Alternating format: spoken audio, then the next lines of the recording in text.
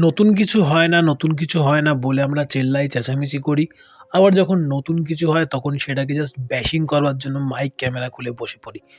এই সবটা আমার কোথা থেকে ভালো লাগে না।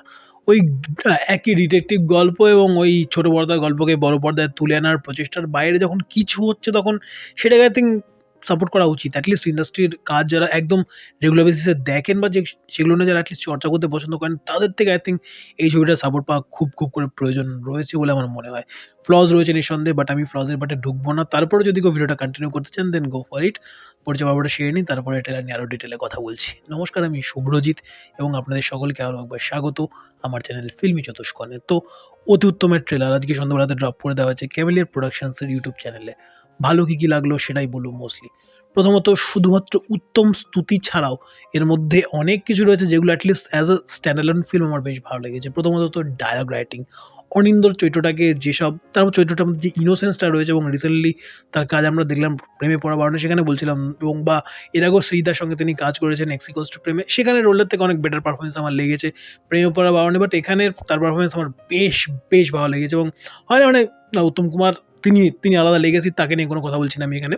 বাট যারা আর বাকি সব পারফর্মার রয়েছেন তাদের মধ্যে তার চরিত্রের রাইটিংটা অ্যাটলিস্ট আমার বেশ ভালো লেগেছে, ইন্টারেস্টিং লেগেছে এবং তাই তিনি যেভাবে প্রেজেন্ট করেন কিছু জিনিসপত্র, স্পেশালি এক জায়গাতে বলে সালা রেডিও না মানুষ, ওই ফ্রিকোয়েন্সি নিয়ে যেই ডায়লগটা থাকে ওখানে বেশ মজা লাগে।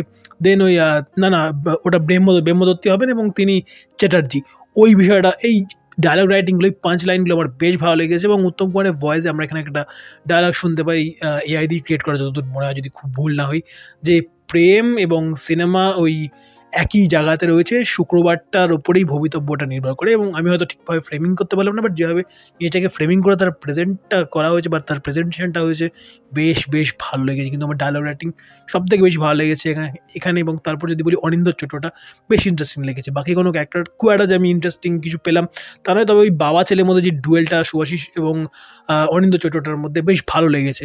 ও ওদিক থেকে বলছে একটা লোকের পিছনেই হত্যা দিয়ে পড়ে থাকে এবং উল্টো দিকে ও তার দিক থেকে বলছে না ভূত নয় ব্রহ্মদত্ত। ওই জায়গাটাতে বাবার যে রিঅ্যাকশন, ওই জিনিসটা আমার বেশ ভালো লেগেছে। ওই একজনের একটা সাইড নিয়ে ধরে থাকা এবং আরেকজন আরেকটা সাইডকে জাস্ট কমপ্লিটলি ব্যাশিং করেছে। ওই দুই মেরুর চরিত্র, ওই কেমিস্ট্রিটা মেবি আমি এনজয় করতে চলেছি থ্রুআউট দ্য ফিল্ম। এছাড়া খুব যে একদম বাকি চরিত্রগুলোকে নিয়ে খুব যে ইন্টারেস্টিং কিছু পেলাম তা নয়, বাট ওই লাস্টের প্লট টুইস্টটা বেশ ভালো, যেখানে উত্তম কুমার লাস্টে রিঅ্যাক্ট করেন যে পাগল নাকি, এবং ওই ডায়ালগগুলোকে যেভাবে নেটপিকিং করে ওখানে বসানো বেশ ভালো। কিন্তু মানে প্রচুর রিসার্চ ওয়ার্ক লাগে ওগুলোর পিছনে। যাক, এরকম ধরনের কাজ কেউ ভাবছেন না বাংলাতে দাঁড়িয়ে। তো এরকম যখন কোনো ভাবনা আনছেন তবে সেটাকে আই থিঙ্ক ওই খুঁত তো আমরা ধরবো।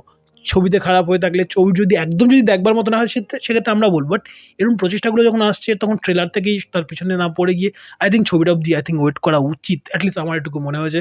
স্বল্প জ্ঞানে হয়তো অনেক বড় কিছু বকছি, বাট স্টিল ছবিটা দেখবো, তারপর যদি খারাপ পড়ে থাকে নিঃসন্দেহে বলবো।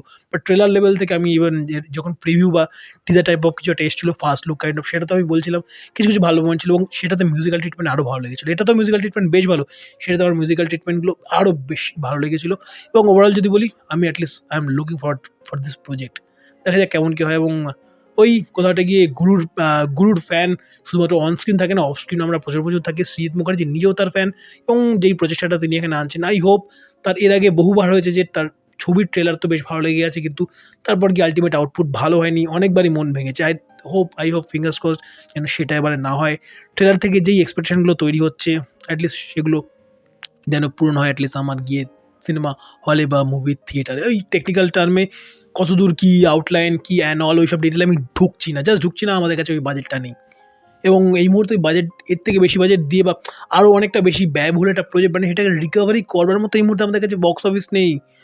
মানে একটা লোক দিনের পর দিন চেষ্টা করে যাচ্ছেন কমার্শিয়াল ফিল্ম আনার এবং এনে অনেকটা খরচা করে 40-50 দিন শুটিংয়ে টাইম দিচ্ছেন, তারপরেও তার কি টাকা সেই অর্থে থিয়েটার থেকে রিকভার হচ্ছে তো না। সেও বুক ঠুকে বলতে পারছে না যে থিয়েটার থেকে আমি টোটাল সব কিছু একদম তুলে একদম হিট সুপার হিট বা ব্লকবাস্টার কিছু করে দিতে পারছি। তাকেও দিনের শেষে থিয়েটারের সঙ্গে স্যাটেলাইট এবং অবশ্যই ওটিটির দিকে তাকিয়ে থাকতে হচ্ছে।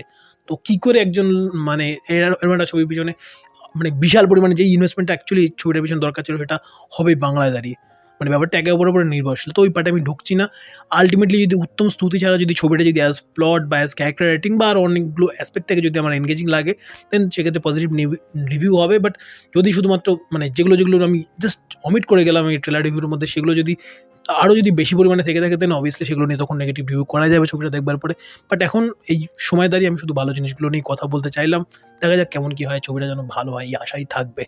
ছবিটা যেন উত্তম নয়, শুধু অতি উত্তম হয়ে ওঠে এই আশা থাকবে ছবিটার দিক থেকে। দেখা যাক পরিচালক যেন এবারে এটলিস্ট নিরাশ না করেন তার সেই ২-৩ টা ছবির মতো করে অ্যাকচুয়ালি, যেগুলো আমার ভালো লাগেনি একদমই। আমি রিভিউ দিয়েছিলাম আগবটে। লেটস সি কি হয়। যারা দেখলেন শেষ অব্দি ভিডিওটা, আপনাদের কেমন লেগেছে এই ট্রেলারটা? উত্তম লেগেছে, না অতি উত্তম লেগেছে, নাকি অতি খাজা লেগেছে? অবশ্যই ভিডিও কমেন্ট বক্সে জানাতে ভুলবেন না। আমার এই ভিডিও নিয়ে যদি কিছু বক্তব্য থেকে থাকে দেন অবশ্যই ভিডিও কমেন্ট বক্সে জানাতে ভুলবেন না। এবং আমার মতামত যেগুলো আমি রাখলাম একটু রেশনালি ভাবুন, ভেবে নিজের মতো করে আপনার মতামতটা রাখবেন কমেন্ট বক্সে। চ্যানেলে নতুন হয়ে থাকলে চ্যানেলটাকে সাবস্ক্রাইব করুন। পাশে থাকা বাটনটাতে অল নোটিফিকেশন অন করে চ্যানেলের সঙ্গে থাকতে ভুলবেন না। ভালো থাকুন, ভালো রাখুন এবং অবশ্যই ভালো, ভালো কনটেন্ট দেখতে থাকুন। Bye, bye. Good night.